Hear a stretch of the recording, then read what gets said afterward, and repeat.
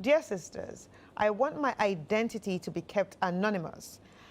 I have been married to my wife for 4 years now. I must say, 2 years into our marriage, things are very difficult for us. We had to rely on loans to feed and eventually to start a business that could help our family. We started this business, but it wasn't successful. In the long run, we all decided to move to Accra, but I had to pay my loan first. So I told her to go first while I finished with the loan payment. Sisters, for about 3 months, things were moving on well until one day my wife broke the news of her falling out of love with me. I asked her if she had found someone else, but she said no.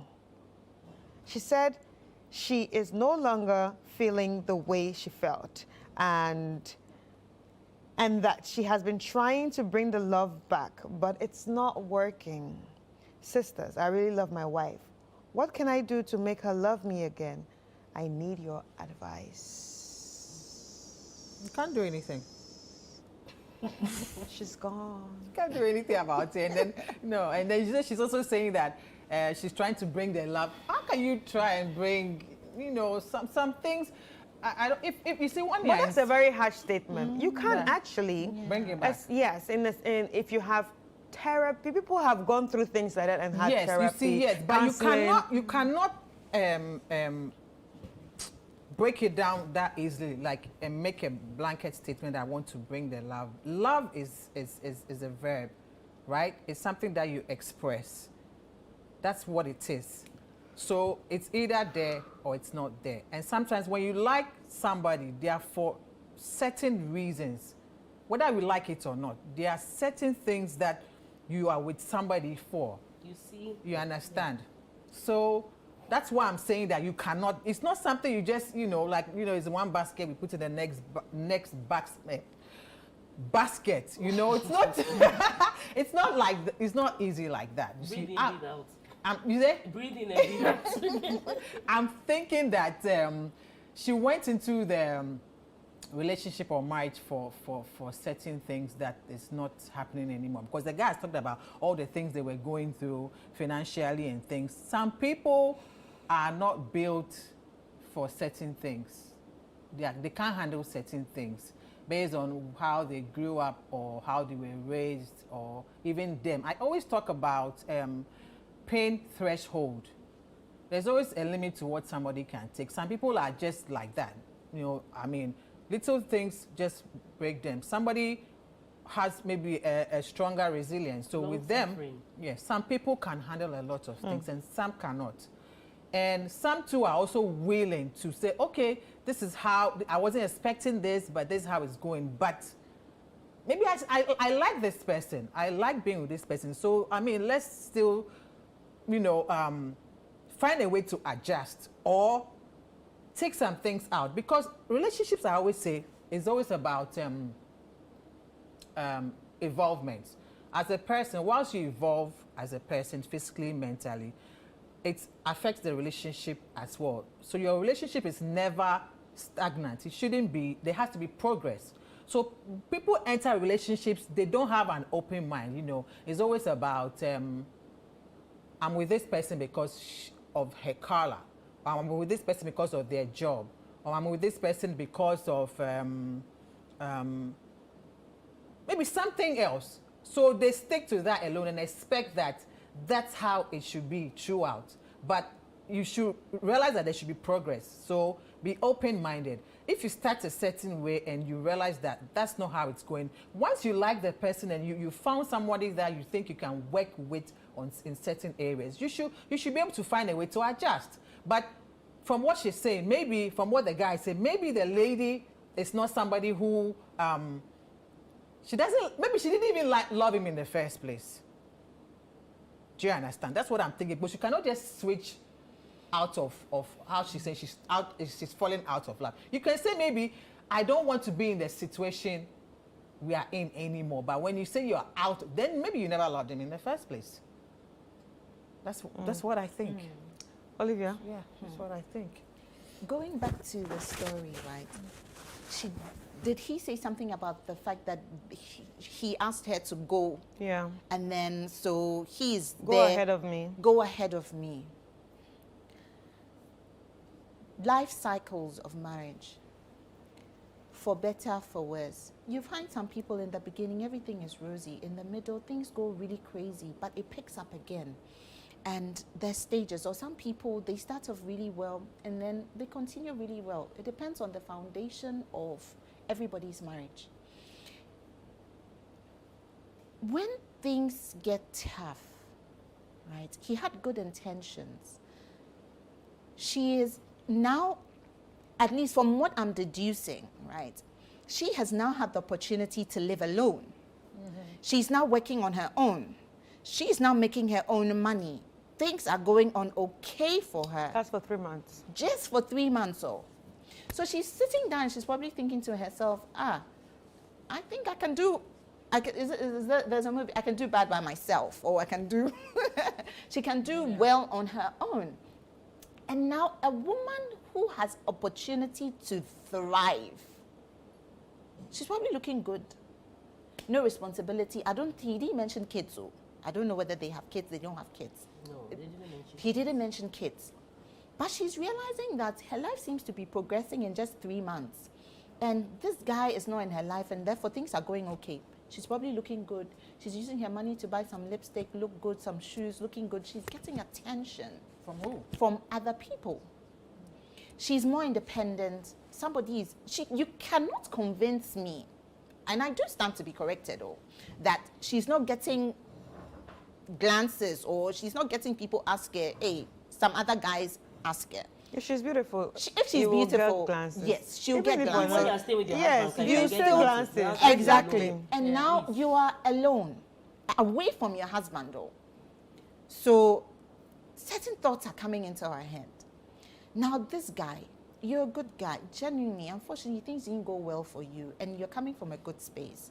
For me, I struggle with the fact that she just wakes up one day and she's like, she's no longer in love with you. Prior to you getting married, what was the relationship like? Based on what did you guys get together? And why has she just woken up one day? Because when she was taking the marriage vows, for better or for worse. Not everybody does for better, for worse again. No problem. Oh, yeah. No problem. Not everybody does for better or for worse. I'm an advocate for that, because I believe strongly that if you're about to embark in a relationship with somebody, you shouldn't pronounce negativity on your relationship. You should go for better or for best. That's me. Yeah, as well. that's That what was people just by say. the Yeah, by. no, people That was actually just say by for the by. better, for best now. Exactly. For better, for best. That's all. But I don't know what she went through. But at the end of the day, when you go for marriage counseling, they tell you that, Charlie, there are times when things are good. There are times when seasons are bad. There's season. There's winter. There's summer. There's autumn. There's spring. There's a reason why there's seasons in life. Through all the changing scenes of life, who do we need most? God. But for me, coming back to this entire situation, for me, this girl, waking up today to tell you she's no longer in love with you because things were hard when she was with you, is a red flag. It's a red flag. You can call her attention again. You're still separated. My advice to you is that, my guy, pick a car from wherever you are. Find your way to your wife. Sit her down, because you know sometimes when there's a gap in the relationship and she's okay, she thinks she's okay, she thinks she can live without you. But sometimes if you desperately want the love back, two things is either you give up on her or you fight for it. And when you fight for it, you should be able to be ready for the fact that it could go either way. She could say okay, she could say no, but at least you know in your heart that you made an effort. Go to her, sit her down, tell her, find out where she is at, what is happening with her, why she's no longer in love with you, and fight for it. If you think somebody can talk her into it, by all means, encourage her. But if she's out of it, my guy, you cannot force a woman to love you. And I believe strongly that you cannot force anybody, for that matter, to love you. If the person has checked out, they've checked out. You thank your God and you thank your stars that at least they're not children. Hopefully, they're not children in the mix of all of this. And then you move on. Honestly, I think that things will look up for you. Pray about what the situation that you're going through, and hopefully God finds you somebody who appreciates you for you. And I always say, you see, a woman who cannot sit by you through the changing scenes of life, maybe they genuinely did not love you for you. Like But Gail they are said, better now, so I don't understand why. exactly my Because the point. financial situation is Since- better now, because right? if she's probably earning something and he's also sorting out his loans, at least he's also doing stuff. But the bottom line is that she's no longer interested. I think it's not about just women. There are scenarios that men also just get up on it. I think it's human Yeah, beings in yeah. general. Exactly. So going back to all of this, my take is you can't force anybody to love you. If she's checked out, she's checked out. You can't force her back into it.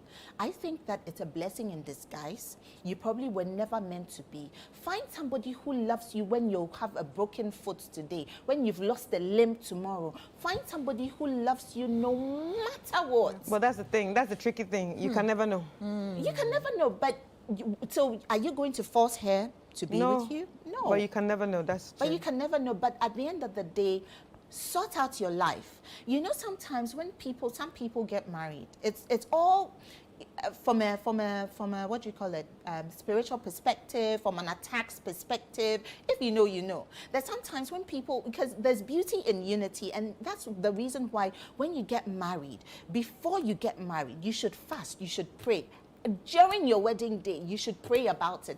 After, some people look at me and they go like, oh, Olivia, you know, everything is okay. Why is everything okay with you? Because I always say, and I will say till the last day, that it takes God to make a difference.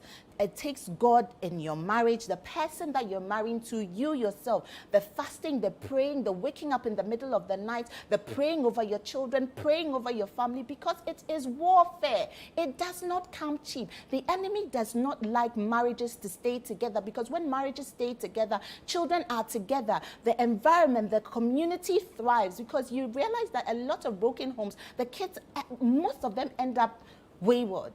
There's a reason, not Whoa. all of them. I'm not saying all of them. There's beauty.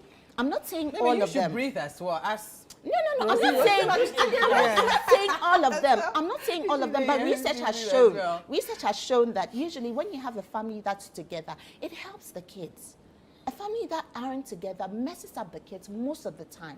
Maybe, and it puts a lot of pressure on one side of the parent. It puts a lot of pressure if the women are with the kids, or if just the man is with the kids. There's beauty in them being together. But I'm not saying them being together and they're killing each other, but the whole context of, you know, in a loving, nurturing environment. So that's all I'm saying. But I think that you should thank your stars that she's gone. If she doesn't come back, move on with your life and pray that everything works out for you. And you will find that right person who can actually make you happy. No, for me, I would have also told him to go into the war room, because if it was women, they would have asked us to go into the war room and then pray for his love to Yeah. come back. So he should also learn to go to the war room. I mean, True, I believe so. yeah, he can pray Yeah. about it. His Yeah. wife will come back. Yeah. I believe so. Rosie. All that point is gone, eh? Or No, we have I some? mean, I'm just, I mean, both of you have spoken at length. So the only thing I would like to add is that when it comes to relationships, when you find someone, it starts with liking the person. And we all fall in love because of a reason. Sometimes it's even the way he looks, Yeah. the way he talks, The way he the way he dresses, thinks. yeah. the way he dresses, And he smells. sometimes the way he smells, the way he eats. Or even treats some Or treats or even people how too. he Yeah. treats people. Someone said Yeah. the way he treats his Yeah. mother. Yeah. I really like it. So, Yeah. you know, it starts with all of these things. Now, that is the foundation of love. But you can't say you truly love until you have been tested. True. So we like people. We sit down based on our principles, where we are coming from, our checklist, what we put weight on, what we don't put weight on, and all of that. Now, when you start the relationship, you get married. And then you are going. Now, they started getting tested after 2 years. For me, I believe that the marriage was still young. It Yeah. takes a while for marriages to mature. So the marriage was still young, and then they had to be faced with this kind of test. Yeah. And if she says he had to wait to pay their loans, my question is that what kind of debts were they in? Yeah. So it means that they were suddenly saddled with the thought of borrowing to probably feed, Yeah. borrowing. Maybe to- the wedding. Maybe could be a wedding. No, they said they started getting into troubles after 2 years. Oh. So which is not, I don't think it has to do the wedding. 2 years into the marriage, So yeah. something happened. Yeah, And the thing is they yeah. have to borrow to eat, borrow to make ends meet, borrow. And you see, when you're also coming from a background where your parents sort of like manage their finances and stay within a certain. So maybe this is a new side of the man that you are seeing that is totally unattractive. Exactly. Why do we have to borrow? What at all are we doing? Look, there was a guy who looked unattractive to me once because of a single incident. Because this man makes a lot of money from work. One day, he has a lot of and then in one weekend, he spent almost in excess of 50,000 cedis. And there was nothing to show for it. Yeah. For all that money. So bad For financial all decisions. that money spent. Yeah. And from where I'm coming from, humble background, I can't picture myself spending 55,000 over a weekend and there's nothing to show for it. No explanation. No explanation. It was Nothing just to buying, hold on to. Just buying plenty alcohol, buying things just to friends. Yeah, you know, at the end of the day, you look at something like that and you wonder, so if I mortgage Marry, my life with this person, how are we going to talk about savings? I like that perspective. Yeah. How are we going to save for the future? So that for me, that's just whatever thing I had. So maybe for this particular lady, the moment he saw how you were running into debt and running into debt and running into debt, it just struck a certain chord in her. No, I can't and do it. suddenly you became unattractive. Yeah. Now, because she was with you, she couldn't bring herself to tell you that, look, I can't. She probably wanted to do the wifely thing and be supportive through it. Now she's moved out. She's by herself with nothing. But she's realized that, even by myself, I'm able to take care of myself. I'm not boring. I'm not doing anything. So the question is that, what is it on? Because like Olivia said, they haven't mentioned children. Yeah. So they don't even have responsibilities yet. So, So now they don't have responsibilities. What- And you're already yeah, borrowing, true. What if you're already children doing come? This? What if children come in? Then what's going to happen? So you see, that thing is frustrating her. And now she's like, look, if this is what it could be in future, let me get out I'm not now going to do it again. than later. Which makes sense. And I respect the girl for that because after 3 months, I don't think that she's gotten into any meaningful business. business or no, any meaningful relationship yet. Yeah. But it's good that she's exiting first before you come and hear that she's chasing some other man. So she probably just wants to exit. What I can tell the man is that, look, love is no joke. And I know you mean well. I know you have the best of intentions. And for a man to get up, I keep saying that for a man to get up and decide that of all the women I'm with, this is you that I want to get married to. Because whether we like it or not, we are still in an African society where no matter what you do, the man has to come and marry you. So far as the man has taken her time, so you are the one I want to marry. We get to choose from the people who want to marry us. But for them, they can decide that it's you I want. Unless, of course, the you two doesn't want them, then that becomes dicey. So which means that she loved her to a certain extent, agreed. Yeah. But something has gone wrong. And for me, so far as there are no responsibilities, I know you want the love to come back. But there are certain situations when it happens, even if family comes in and they discuss and you come back, a certain level of respect is lost. Once you cross a certain barrier, a certain level of, it's very quick for her, like the slightest show of whatever triggered her, the moment it crops up, she's going to be triggered again. And this is why I said I wanted to leave. And you didn't want me to leave. Yeah. You know, so I think that what I can say is that the marriage hadn't matured. And like you rightly said, for the first time, pray. No, seriously. Pray about it. Because usually I don't resort to prayer quickly because everybody prays now. But the kind of prayer I'm talking about, like you see, sometimes when somebody wants to go and you allow them to go, You didn't fight for it. sometimes they sit down and rethink. Reflect and Not like just kick it, no, but just, okay, is this what you really want? Yeah. Okay, Like no Olivia problem. said, Reflect, come down to Accra, have a conversation with her, and the conversation should not be about, I want you, we are in this together, da, da, da. But what's up with you? What is up with you? I want to hear from you. Yeah. This is news What's going to on me. with you? What is going on with you? Yeah. What is the problem? Well, Is she this, said she just got is there up something, and- yes, and is there said something that you're she not wants to telling get me? out, so- Is it that you didn't want this? Like, I just want to listen to, I want to get your perspective. And after the lady speaks, he should try and, not even if she doesn't understand, you accept what she's coming with and ask, okay, so after you've spoken, okay, I understand you. Oh, I'm so sorry. I empathize with you. Now, what do you want? Or can I do anything to Can make I it do better? anything to make it better? Or are you, and I can promise you I'll get better. Are you willing to take that chance with me or not? Yeah. And if you're not willing, do you really want out? Or you want us to give ourselves 6 months to see whether we can work on this before we get out? And you see, most of the time, when you have that discussion with her, you make it feel like it's not about you, Alone, what yes, you want. yeah. It's about us and even you, because you're the as a one woman. who is not feeling, what do you want? Most likely, she'll just tell you what she feels and her frustrations and everything. And most likely, she may be willing to work on it. Yeah, it's possible. And then you pray about it. If you can go for couples counseling, sometimes I feel like counseling is more important after After marriage, even before marriage. Because listen, two people have decided to get together. There's nothing they won't do at counseling to make sure they get married. You They'll don't know what's pretend to gonna listen. happen. Yeah. It's just like Until writing things tube. happen. They'll pretend to But they're listen. in a hurry to get Then married. they have to get married. They've Yeah. set their It never dates. settles in. They've set their date. They've already made their intentions. They started buying things. So before you start counseling, people start buying their kente and their cloth and things like a year or two in Yeah. advance. Yeah. So they have all that locked down. And, so and you know, but the funny thing is that it's not everybody that even goes through counseling. yes. And even the counseling, especially that's the problem I have with the church counseling. It's overly spiritualized sometimes. Yes. They are practical things, Yes. finances, bedroom issues, and even the bedroom Health. issues, health issues, They don't talk and about and those there are things, yeah. certain little things that they don't Lifestyle tackle. and all that. Lifestyle, and they don't even tackle. All they think is, Bibia, pray about it, look up to God.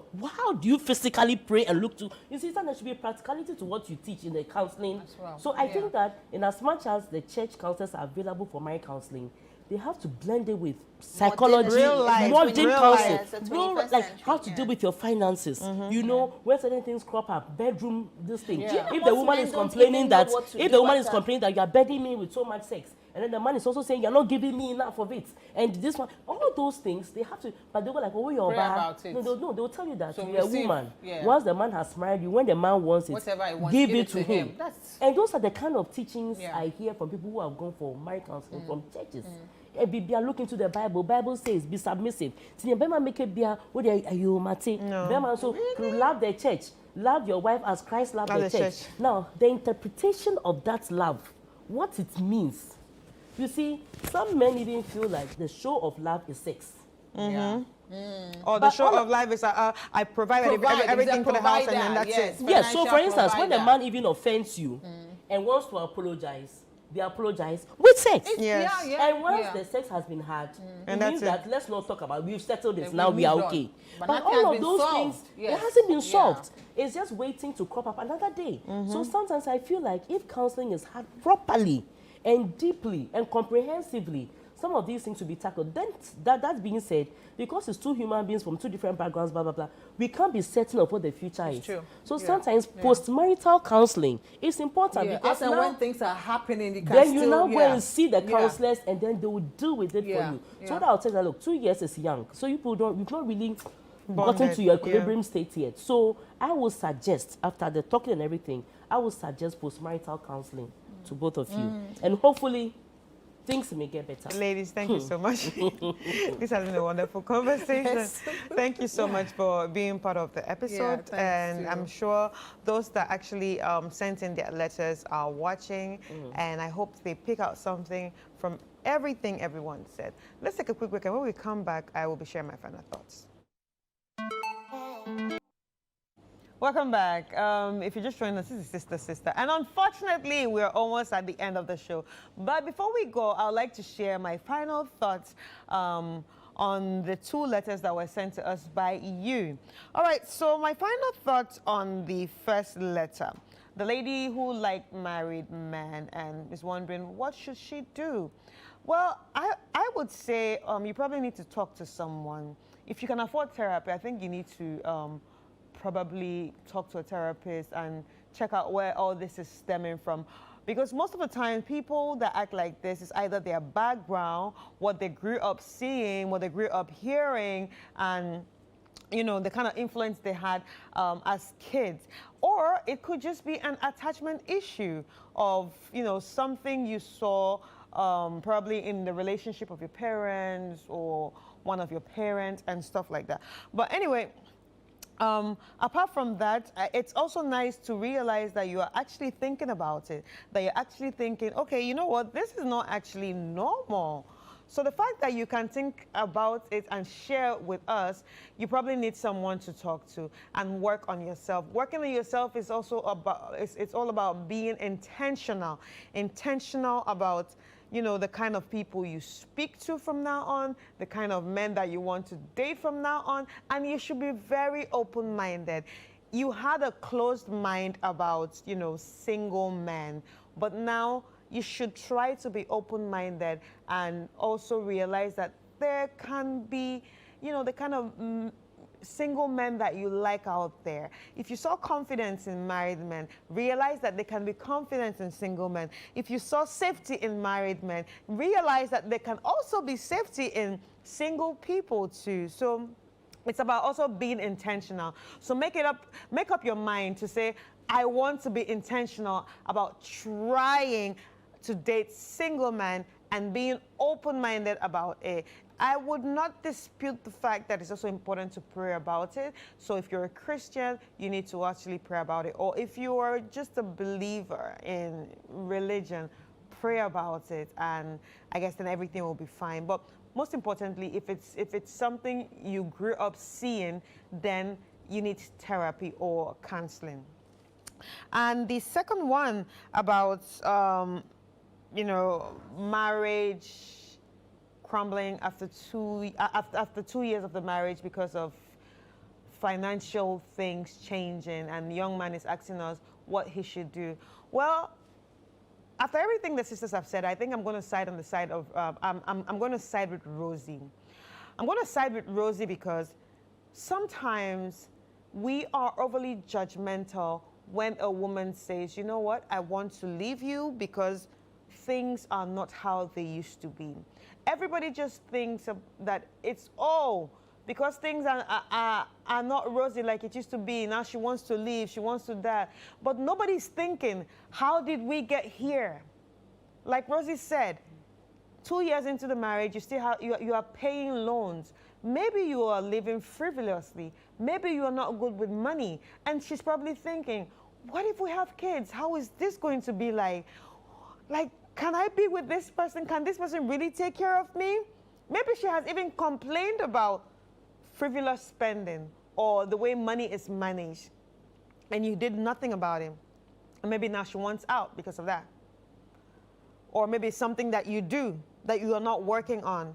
First of all, have a conversation with her.